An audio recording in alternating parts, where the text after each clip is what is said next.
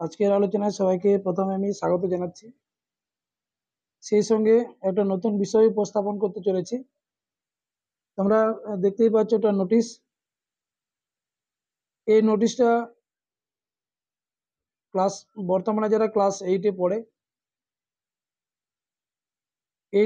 অথচ মেধাবী দুস্থ পরিবারের স্টুডেন্ট, সে ছেলে বা মেয়ে যেই হোক, তাদের সুবিধার্থে তারা যাতে পড়াশোনাটা চালিয়ে যেতে পারে বা পড়াশোনার দিক থেকে যাতে তারা আর্থিক সমস্যার যাতে মধ্যে না পড়ে, সেই জন্য এই এক ধরনের একটা পরীক্ষা নেওয়া হয়।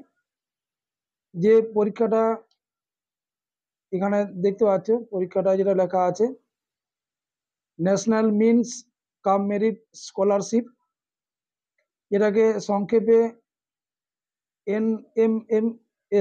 এনএমএমএস। এই পরীক্ষাটা যারা পাস করবে তারা কিন্তু বছরে 12,000 টাকা, অর্থাৎ 12 মাসে তারা এই বছরে 12,000, মাসে 12,000 টাকা করে পাবে। এইভাবে তারা 4 বছর টাকাটা পাবে। এক বছর যদি পাস করতে পারে তাহলে কিন্তু তারা শুধু রিনিউয়াল করবে, রিনিউয়ালের মাধ্যমেই 4 বছর তারা 12,000 করে, 4 বারং 48,000, অর্থাৎ মাসে 1,000 টাকা করে তাদের দেওয়া হবে। এবং এই পরীক্ষাটা অনেকেই হয়তো ভাবে যে পরীক্ষাটা খুব কঠিন হয়, যেহেতু এই পরীক্ষাটা আমি কিছু ক্ষেত্রে ছেলে মেয়েদের আমি কিছু সেই ধরনের যে পরামর্শ দিয়ে থাকি, সেখানে আমি দেখেছি বিগত বছরের যে কোশ্চেনগুলো আছে খুব জটিল কোশ্চেন হয় না। যারা কিন্তু মেধাবী, যারা ভালো পড়াশোনা করে, তাদের ক্ষেত্রে কিন্তু পাস করাটা একদমই সহজ।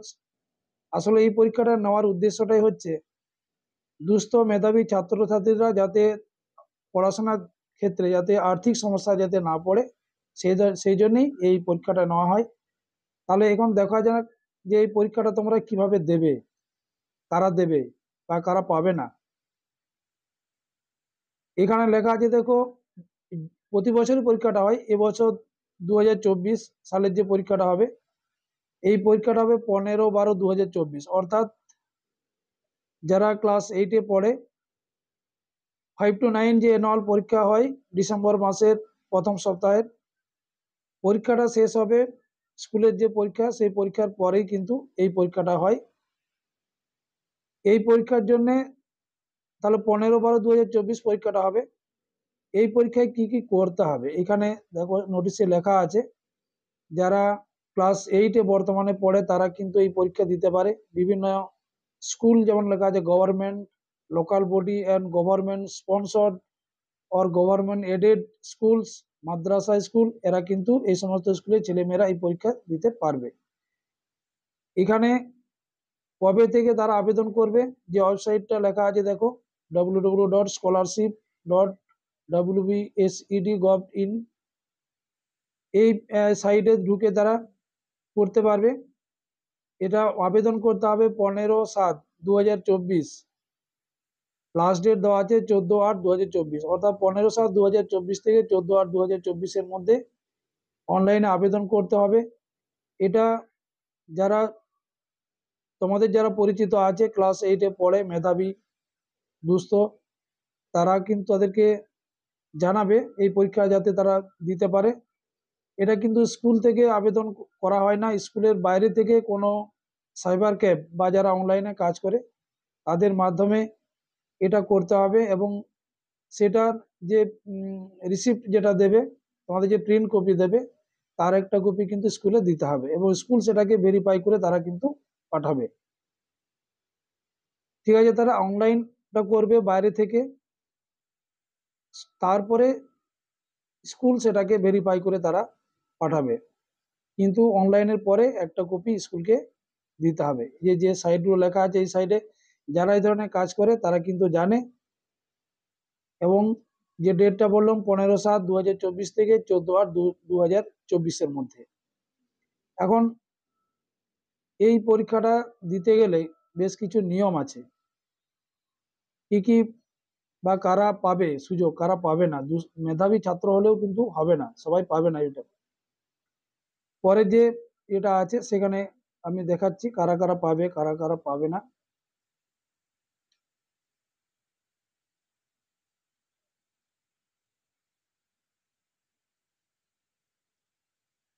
এখানে লিখেছে দেখো NMMS ন্যাশনাল মিনস কাম মেরিট স্কলারশিপ এক্সামিনেশন 2024 অনলাইনে আবেদন করবে 15/7/2024 থেকে 14/8/2024, এটাই লাস্ট ডেট। এর মধ্যে এরপরে কিন্তু আর করতে পারবে না। পরীক্ষা হবে 15-12 ডিসেম্বর মাসে 15 তারিখ 2024 সালে, এই বছর রানিং বছরে যেটা চলছে তারা দিতে পারবে। এখানে আগে বলে দিই যে কোশ্চেন যেটা হবে MCQ টাইপের কোশ্চেন হয়, 4টে উত্তর দেওয়া থাকে, 4টে উত্তরের মধ্যে যেটা মনে হবে সেখানে মানে ঘর ভরাট করতে হয়।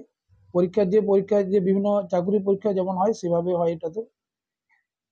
এখানে কারা দিতে পারবে, বর্তমানে যারা ক্লাস 8-এ পড়ে তারা এই পরীক্ষার যোগ্য।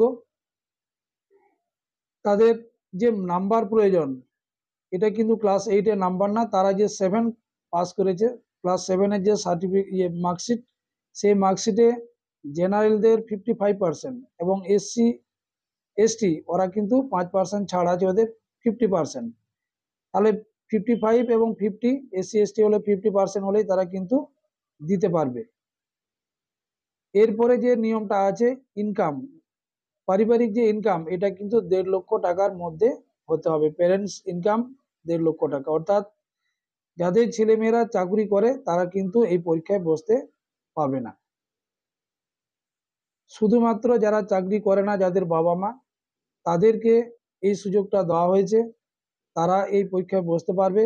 যারা চাকরি করে, যাদের পরিবার মানে যার বাবা মা, তারা কিন্তু এই পরীক্ষায় কোনোভাবেই বসতে পারবে না, কারণ তাদেরকে ইনকাম সার্টিফিকেট একটা এখানে করতে হবে, নিতে হবে ইনকাম সার্টিফিকেট। তারা দিতে পারবে না, যেহেতু চাকরি করে তাই তারা পারবে না। শুধুমাত্র যারা চাকরি করে না সেই পরিবারের ছেলেমেয়েরাই কিন্তু এই পরীক্ষায় দিতে পারবে। অ্যাপ্লিকেশন ফিস যেখানে বাইরে থেকে করবে তোমরা, এখানে বিভিন্ন জায়গা বিভিন্ন রকম নেয়। এখানে 170 টাকা জেনারেলদের ক্ষেত্রে, SC ST-দের ক্ষেত্রে 120 টাকা নেয়। পাস মার্ক কত পেলে পাস, এখানে 40% পেলে সাধারণত পাস হয়। ওবিসিদের এখানে যে পরীক্ষা হয় নিচে লেখা আছে দেখো, 90-90-180, 180-র মধ্যে ওবিসি 90 থেকে 100, আদার্স যারা আছে 90 থেকে 100, মানে জেনারেল কাস্ট 90 থেকে 100-র মধ্যে তাদের পাস, মানে তারা পাস করবে সেটা। আর SC ST-দের ক্ষেত্রে 75 থেকে 85 এই নম্বর পেলে তারা পাস করবে, তারা এই যোগ্য মানে স্কলারশিপ পাওয়ার যোগ্য হবে। তাহলে এখানে 180-র মধ্যে SC ST-দের 75 থেকে 85, জেনারেলদের ক্ষেত্রে 90 থেকে 100 নাম্বার এখানে পেতে হবে। এখানে দুটো বিষয়ে পরীক্ষা হয়, একটা হচ্ছে ম্যাট আর একটা হচ্ছে স্যাট। ম্যাটটা কি না, ম্যাট হচ্ছে মেন্টাল এবিলিটি টেস্ট। এই পরীক্ষাটায় বিভিন্ন ধরনের মেন্টাল এবিলিটি, অর্থাৎ এখানে বিভিন্ন ক্রাইটেরিয়ার প্রশ্ন দেওয়া থাকে, বুদ্ধির প্রশ্ন দেওয়া থাকে। সেই প্রশ্নগুলো কিন্তু তৎক্ষণাৎ করে ফেলতে হবে। এই ধরনের মেন্টাল এবিলিটি টেস্ট, এটা যারা পরীক্ষা দেবে বাজারে বই পাওয়া যায়, সেগুলো থেকে তোমরা দেখে প্র্যাকটিস করবে। এটা 90 নাম্বার পরীক্ষা হয়। এরপরে স্যাট যেটা আছে, স্যাট হচ্ছে এখানে কিন্তু এই যে নিচে লেখা আছে দেখো 8 নম্বরে, স্যাট থেকে যেটা আছে সায়েন্স আছে, সায়েন্স মানে লাইফ সায়েন্স এবং ফিজিক্যাল সায়েন্স, ক্লাস 8-এর তো একটাই সায়েন্স, সেই সায়েন্স থেকে 35 নম্বরের পরীক্ষা পড়বে। সোশ্যাল সায়েন্স অর্থাৎ জিওগ্রাফি হিস্ট্রি, এখান থেকে 35 নম্বর দেওয়া থাকে। আর ম্যাথ অঙ্ক থেকে 20 নাম্বার, মানে সোশ্যাল সায়েন্স থেকে 35 নাম্বার, সোশ্যাল সায়েন্স থেকে 35, ম্যাথ থেকে 20, টোটাল 90 নাম্বারের সাবজেক্টের পরীক্ষা হয়। এখানে কিন্তু একটা বিষয় মনে রাখতে হবে যে এখানে শুধু ক্লাস 8-এর কোশ্চেন হয় না, ক্লাস 7 এবং 8 এই দুটো ক্লাসের কিন্তু কোশ্চেন এখানে দেওয়া থাকে। তাই দুটো ক্লাসের কোশ্চেন তোমাদেরকে মানে বইটা পড়তে হবে, টেক্সট বই পড়লেই কিন্তু এখানে পাস করা যাবে। এখানে সহায়িকারও প্রয়োজন নেই। আমি বলবো শুধু যারা পরীক্ষা যারা দিতে চাও, এখানে শুধু টেক্সট বইটা ভালো করে পড়বে। এরপরে এখানে একটা বিষয় যেটা আছে নো নেগেটিভ মার্কিং, এখানে কিন্তু কোনো প্রশ্নের উত্তর যদি ভুল দিয়ে দাও তাহলে কিন্তু কোনো নেগেটিভ মার্কিং নেই। বিভিন্ন চাকরি পরীক্ষার ক্ষেত্রে যে নেগেটিভ মার্কিং থাকে, হয়তো দেখা গেল সে যে পরিমাণ উত্তর করেছিল সে তত পরিমাণই ভুল করেছে, তাহলে কিন্তু সে 0 হয়ে যাবে। এখানে কিন্তু ভুল করলেও কোনো নেগেটিভ বা নম্বর কাটা যাবে না। এরপরে যে বিষয়টা আছে প্রাইজ, যেটা প্রথমেই বললাম যে পার ইয়ার তারা 12,000 টাকা পাবে, 4 বছর ধরে পাবে 38,000 টাকা, মানে প্রতি মাসে 1,000 টাকা করে পাবে। আর ক্লাস 7 এবং 8 এর সাবজেক্টের উপর কোশ্চেনটা হবে এখানে। তাই ক্লাস 7-এ সায়েন্স, সোশ্যাল সায়েন্স, ম্যাথ, 8-এরও তাই সায়েন্স, সোশ্যাল সায়েন্স এবং ম্যাথ। এখানে কিন্তু ইংলিশ এবং বাংলা এই দুটো সাবজেক্টের কোনো পরীক্ষা নেওয়া হয় না, কোশ্চেন থাকে না। এই ছিল আজকের যে